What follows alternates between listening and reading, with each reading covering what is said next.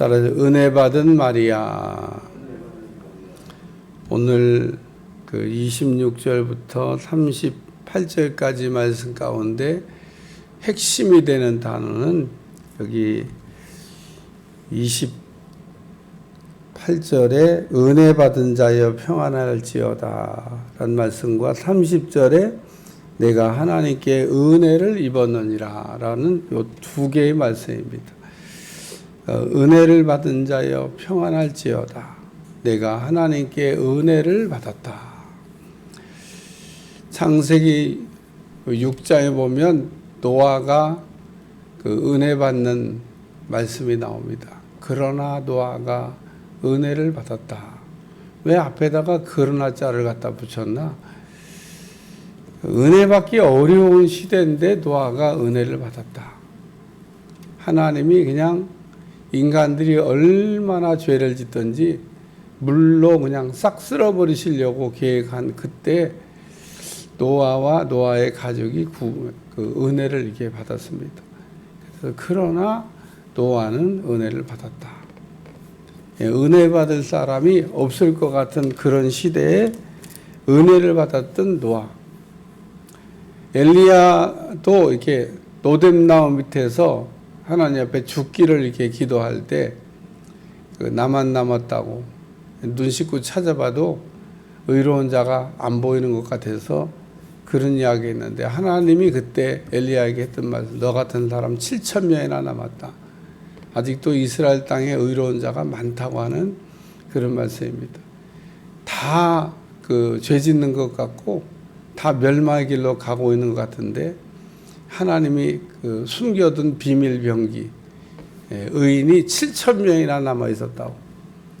그러니까 그 말 속에는 여러 가지 의미가 이게 사실 함축돼 있어요. 엘리야가 나만 남았다고 그럴 때 너 같은 사람 7,000명이 남았다. 그래요. 하나님은 지금도 쓰는 사람들이 이렇게 많이 있습니다. 하나님의 비밀 병기가 전 세계 처처 곳곳에 숨어 있고 다 죄 짓는 것 같고 다 뭐 그런 것 같아도 그렇지 않은 사람들이 많다.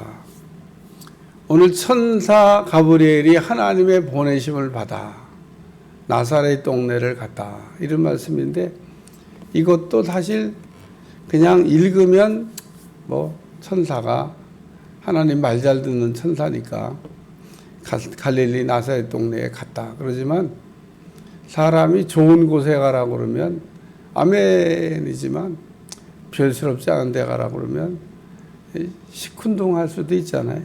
이 나사렛 동네가 아주 그 예수님이 태어나시기 전후에서 아주 그 낮은 동네입니다. 아주 계층이 낮은 아주 밑바닥 인생을 사는 사람들이 사는 동네. 그래서 나사렛에서 무슨 선한 게 날 수 있냐?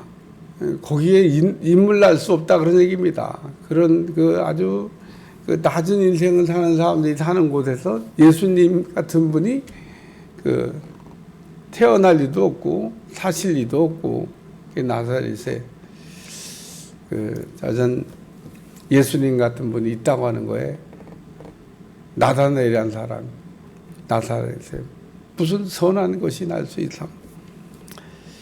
오늘 나사렛 동네에 살고 있던 요셉과 약혼한 처녀 마리아.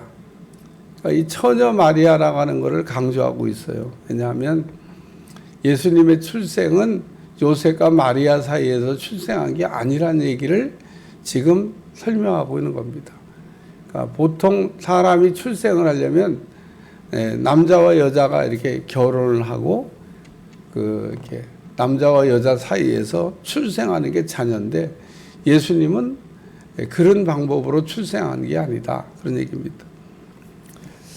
예수님은 그 남자가 없이 그냥 이렇게 출생을 하셨어요. 근데 성경을 읽어보면 여자도 그렇게 출생한 적이 있습니다. 하나님이 아담을 이렇게 만드시고 여자를 만드실 때 남자의 그 갈비뼈를 이렇게 뽑아가지고 여자를 만드셨다. 그러니까 여자 없이도 아담을 통해서 하와를 만들기도 하고 또 아이를 낳을 수 없는 가정에도 아이를 낳기도 하고, 또 이렇게 처녀가 그 아이를 낳기도 하고, 예수님의 출생은 그 자녀 생산을 한 번도 해보지 않은 처녀 마리아를 통해서 출생을 하셨다. 남자와 여자가 만남을 통해서 출생한 거냐? 그런 거 아니라는 겁니다. 오늘 여기 말씀에 은혜를 받은 자여 평안할지어다. 그래서 우리 하나님의, 우리가 교회를 교회 신앙생활하면서 첫째도 은혜 받아야 되고, 둘째도 은혜를 받아야 되고, 셋째도 은혜를 받아야 되는데, 우리가 받는 은혜가 첫째는 그 부르심의 은혜입니다. 하나님이 우리를 이렇게 불러주시는 게 은혜예요. 사람들은 그 부르심의 은혜를 잘 모릅니다. 하나님이 나를 이렇게 불러주신다. 가끔 제가 어떤 사람들하고 이렇게 통화를 할 때면 교회 나오세요. 예수님 다시 믿으세요. 이렇게 그냥 이야기합니다. 그러면 아주 안 믿는다고 그러죠. 안 믿는다고. 하나님 부르시는 겁니다. 그게. 그러니까 하나님이 그 전도자의 입을 통해서 부르기도 하고, 담임 목사를 통해서 부르기도 하고, 또 친구를 통해 부르기도 하고, 하나님 직접 부르기도 하고. 그래서 사도행전 9장에 보면 하나님이 사울이라는 사람을 콜합니다. 부르시는 거죠. 부르시는 거. 자, 전 부르심에 그래서 은혜가 우리에게 있다고 하는 거. 여기 계신 분들도 다 부르셔서 오신 겁니다. 그냥 여기 새벽기도 나와서 나는 내가 작정해서 나와 있고, 내가 나오고 싶어 나와 있고, 내가 믿고 싶어 믿었다고 생각하면 곤란한 겁니다. 하나님이 이렇게 부르신 거예요. 부르신 거. 가장 내가 어떻게 교회를 나왔나, 이게 돌이켜보면, 그때 그 사람을 통해서 나를 이렇게 부르셨구나. 그래서 이걸 콜링의 은혜라고 그러죠. 부르심의 은혜. 그 다음에는 대속의 은혜라고 하는 게 있습니다. 하나님이 우리 죄를 이렇게 용서해 주시는 거죠. 우리가 하나님의 교회 나오면 다른 건 몰라도 대속의 은혜를 받아야 됩니다. 그러니까 죄값을 이렇게 청산해야 되는데, 죄값을 청산하는 방법은 크게 두 가지가 있어요. 자기 스스로 청산하든지, 아니면 자기 스스로 청산이 안 되면 다른 분이 청산해 주는 거를 그냥 받아들이든지. 근데 우리의 죄값은 벌금이 아니고 구금이 아닙니다. 우리의 죄값은 죽어야 돼요. 사형입니다. 사형. 하나님 우리의 죄값을 사형이라고 말씀하셨어요. 그러면은 죄값을 지불하는 방법, 죽으면 돼요. 그냥 난 죄인이니까 죄값을 지불하고 죄값을 치르자. 죽으세요. 죽으면은 해결됩니다.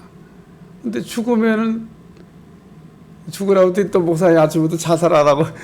자살하라는 얘기가 아니라 죄값을 지불하라 이거예요. 왜? 죄값이 사망이니까. 그러니까 이 사형, 우리는 죽어야 죄의 문제가 해결되는 그런 죄값을 해가지고, 그게 우리가 죽으면 끝나는 거니까, 우리가 살고 어떻게 죄의 문제를 해결할 수 있는 방법이 없냐. 죄가 하나도 없는 사람이 내 죄를 대신 져주겠다. 그러면은 그거는 되는 겁니다. 죄인이 죄인을 용서한다는 건 안 되고, 죄인이 아닌 사람이 죄인의 죄를 내가 대신 갚겠습니다. 그러면은 되는데, 사람들은 자기가 죄인이라는 걸 몰라요. 이 땅에 수많은 교주, 그 인간도 죄인입니다. 그 인간이 죄인이라는 사실을 사람들한테 속이는 거죠. 죄인 아닌 사람이 어디 있어요? 교주? 저도 죄인이에요. 저도 죽어야 돼. 그러니까 예수님의 대속이 필요하지 않은 사람은 한 사람도 없는 겁니다. 한 사람도. 그러니까 그거를 받아들이고 내가 의인 되냐? 아니면 내가 대신 내가 그냥 알아서 죽고 끝내냐. 근데 자살하는 얘기가 아니라 우리가 죄의 문제를 해결하는 방법이 있는데 가장 좋은 게 예수님의 대속을 그냥 받아들이는 겁니다. 이걸 은혜라고 그래요. 이걸 은혜라. 우리가 죄값을 청산해야 되는데 우리가 뭘 해서 죄를 해결하는 게 아니라 하나님이 우리에게 은혜로 대속할 수 있는 방법을 제안하셨는데 하나님이 우리 죄를 이렇게 해결하는 방법입니다. 그냥 신학적 용어로 얘기하면 대속의 은혜라. 그래서 대속의 은혜가 있고 그 다음에 세 번째는 구원의 은혜입니다. 우리가 그 대속의 은혜를 받으면 그 다음에는 구원받는 겁니다. 구원이란 말은 자유를 얻는다 이런 말입니다. 죄를 용서받고 나면 그 다음에 오는 은혜가 이제 구원의 은혜입니다. 자유함이 있는 자유함. 진리를 알지니 진리가 너희를 자유케 하리라. 그래가지고 자유가 이렇게 막 오는 겁니다. 근데 오늘 여기 마리아의 우리가 이제 보편적으로 지금 이런 세 가지 은혜를 은혜라고 얘기해요. 그러니까 부르심의 은혜, 대속의 은혜, 구원의 은혜를 받는 것을 은혜라 얘기하는데 오늘 본문에 그 천사가 마리아한테 은혜를 받은 자여 하나님께 은혜를 입었느니라 그러면서 은혜 얘기할 때는 조금 더 다른 차원에 이게 무슨 은혜냐 하면 택함 받은 은혜입니다. 그 많고 많은 사람 중에 하나님께서 마리아를 콕 집어서 택하신 겁니다. 그러니까 하나님이 혹 나를 이렇게 그 많고 많은 사람 중에서 택하여 주시면 나같이 이렇게 부족한 사람을 택해 주셨으니 너무너무 감사합니다. 여러분 부르심을 받는 거하고 택하심을 받는 건 내용이 조금 다른 겁니다. 부르심을 받는 건 다 우리가 부르심을 받는데 그 다 부르심을 받은 사람 가운데 콕 집어서 하나님이 이제 쓰시려고 택하시는 겁니다. 요거는 쓰임 받기 위해서 필요한 용도에 따라 쓰기 위해서 택하시는 겁니다. 저는 부르심을 받기도 하고 택하심을 받기도 한 겁니다. 그러니까 하나님 나를 불러주셨죠. 내가 부르심에 아멘 하고 나왔더니 야 너는 목사를 해라. 콕 집어가지고 택해 주신 거죠. 이 택함 받은 거를 자꾸 구원에다 갖다 연결하면 조금 이렇게 해석이 복잡해져요. 우리가 택함 받은 거를 좀 세게 얘기하면 뭐 신학적으로 복잡한 얘기를 해야 되는데 택함이라고 하는 말을 그냥 쉽게 이해하면 하나님이 쓰시려고 부르신 거구나. 그래서 그 교회 안에는 집사, 권사, 장로, 목사, 선교사 이런 직위는 부르심을 받은 사람들 가운데서 택해 주신 겁니다. 그러니까 여러분 직분을 귀하게 생각을 해야 돼요. 아 하나님 나를 집사로 택해 주셨구나. 에이 뭐 교회 다니면은 그냥 너나 할 것 없이 그냥 때 되면 아무나 다 집사 줘. 담임 목사가 주는 것도 아니고요. 그냥 그렇게 주는 것도 아니고요. 하나님이 이렇게 그 많은 사람 가운데 택해 주신 겁니다. 그러니까 우리는 택함을 받았다고 하는 거에 대한 그래서 교회 안에 보면 그런 직분만 있는 게 아니고 또 일하는 것도 다양합니다. 어떤 분은 성찬을, 어떤 분은 뭐 피아노를, 어떤 분은 뭐 그냥 찬양을 뭐 그래서 다양한 봉사를 하는데 그것도 그 일을 위해서 하나님이 택해 주신 겁니다. 찬양대는 뭐 그냥 내가 들어가서 싶으면 하고 나가고 싶으면 나가고 그런 게 아닌 겁니다. 그러니까 하나님 나를 이렇게 이런 자리에 이 귀한 자리에 나를 택해 주셨구나. 그래서 오늘 이 마리아가 택함 받은 겁니다. 택함 받은 거.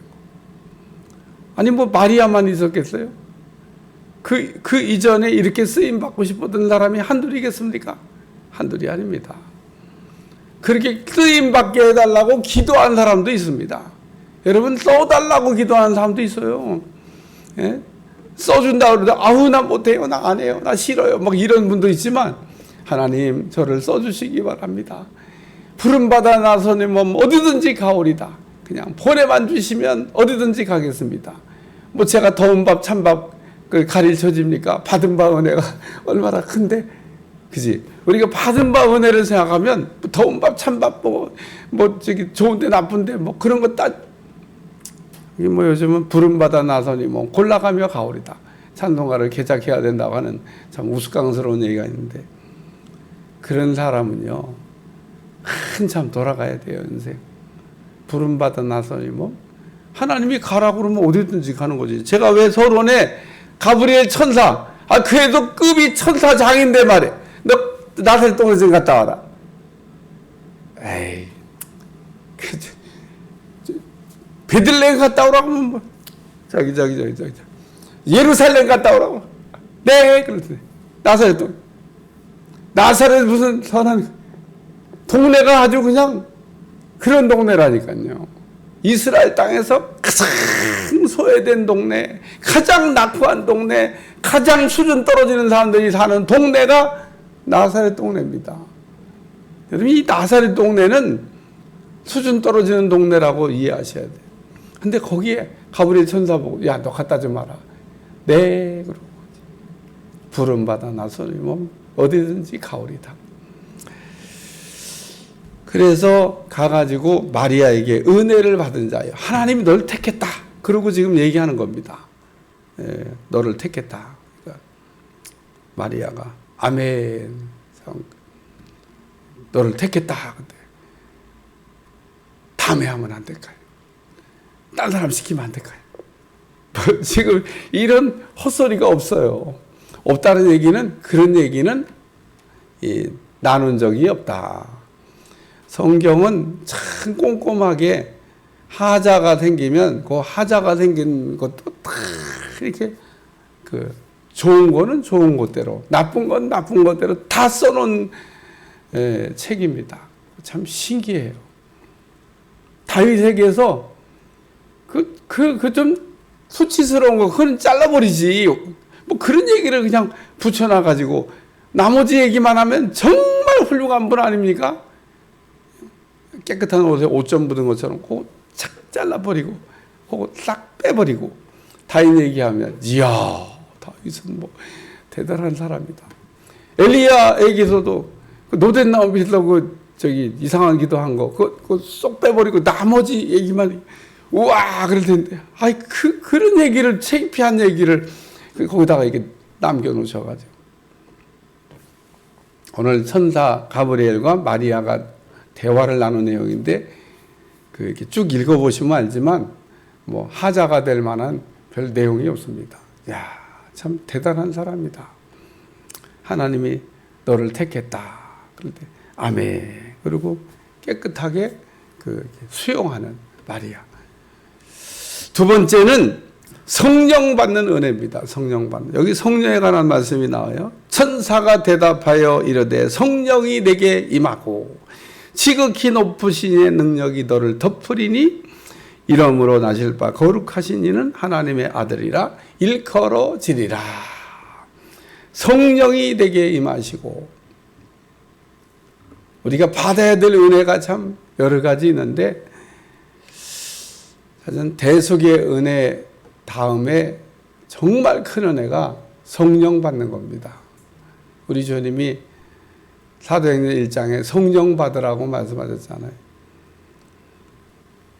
그러니까 성령 받는, 이 성령의 불도장 받는 은혜가 우리 믿는 자들에게 와야 되는데, 이거 뭐 대단히 중요한 겁니다.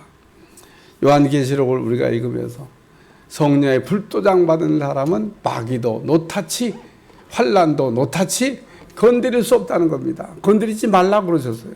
그래서 오늘 우리는 마지막 세대, 또 하나님의 보호하신 가운데 우리가 살기 위해서는 성령의 불도장을 받아야 되는 겁니다. 이미 우리가 성령을 받게 되면 권능이 우리에게 임하게 되기 때문에 능히 이길 수 있는 힘을 얻게 된다는 겁니다. 권세와 능력을 동시에 부어주는 거기 때문에 성령 받으면 권능이 임하고, 성령 받았는데도 권능 받은 걸 잘 몰라요. 그러면은 뭐 성령 받고도 권능이 있는 줄 모르면은 없는 대로 살아야 되죠. 근데 사도행전 1장 8장에 성령이 임하면 권능을 받고, 그래서 성령 받는 거와 권능 받는 거는 옵션처럼 따라온 거라는 겁니다. 여러분 돈을 뭐 100만 원 이렇게 받았는데 여기다 넣었어요. 근데 돈이 없다고 생각을 해보세요. 그러면 버스도 탈 수가 없고 밥도 먹을 수가 없고 아무것도 할 수가 없습니다. 받아서 내게 있으면 있는 걸 알아야 되는데 받아서 놓긴 했는데 있는 줄 몰라. 그러면 그런 돈은 없는 것과 같은 겁니다. 하나님이 성령 받을 때 권능을 내게 주셨다는 것을 우리가 확실히 믿고 그 권능을 써봐야 되는 거예요. 권세와 능력을 이렇게 써봐야 이게 권세와 능력이 이게 굉장한 능력이구나 라고 하는 것을, 그게 언제 필요하냐? 마귀 때려잡을 때, 마귀와 싸울 때 그게 필요한 겁니다. 그래서 오늘 여기 성령이 내게 임하고, 그래서 성령이 내게 임했다는 말을 또 이렇게 이해하셔야 됩니다. 성령의 기름 부으심이 부어지고 하나님의 능력이 이렇게 부어졌다, 그런 얘기입니다. 하나님의 기름 부으심, 능력이 부어지면 어떻게 되냐? 안 되는 게 되는 겁니다. 이전에는 이렇게 할 수가 없었어요. 해도 안 돼. 쉬운 예로 성령의 기름 부으심이 이렇게 부어지는 사람은 이렇게 머리에 탁 손 얹으면 방언이 터져. 근데 기름 부으시 안 온 사람은 갖다 놓고 막 방언밖에 하려면 어려워. 그러니까 우리가 기름 부으심이 이게 온다고 하는 거는 어떤 일을 할 때 하나님의 힘으로 하는 거기 때문에 쉽게 할 수 있지만, 기름 부으심이 안 오게 되면 어떤 일을 할 때 힘들어. 왜? 내가 해야 되니까. 우리가 기름 부으심이 온다는 거. 여기 성령이 내게 임하고, 그래서 마리아에게 성령이 기름이 그냥 물 붓듯이 부어졌다. 그래서 성령 받는 은혜가 마리아에게 왔고, 세 번째는 믿어지는 은혜가 왔습니다. 여러분, 하나님의 말씀을 이렇게 들으면 믿어져야 되는데 안 믿어지는 사람이 있다고 그래요. 난 그런 사람 만나보기도 했습니다. 이렇게 말씀을 이렇게 전하고, 예수님이 당신의 죄를 용서하셨습니다. 안 믿어진대. 예수님이 당신의 죄를 이렇게 위해서 죽으시고 그냥 그거 믿으시면 됩니다. 그게 어떻게 믿어지냐? 도저히 안 믿어진대. 제가 그냥 예를 하나 들었는데, 우리가 하나님의 교회에 믿어지는 척하고 저를 속이고 앉아있는 분들이 꽤 많습니다. 하나님 교회 주일날 나와서 예배를 드려요. 다 같이 막 찬양도 부르고 예배도 드리고 설교도 하고. 근데 설교하다 보면 가만히 그냥 멍 때리고 있어요. 아멘도 안 해. 왜 아멘 안 하죠? 여러분, 왜 아멘 안 하죠? 아멘 하는 이유가 있는 겁니다. 안 믿어지니까 아멘 안 하는 거예요.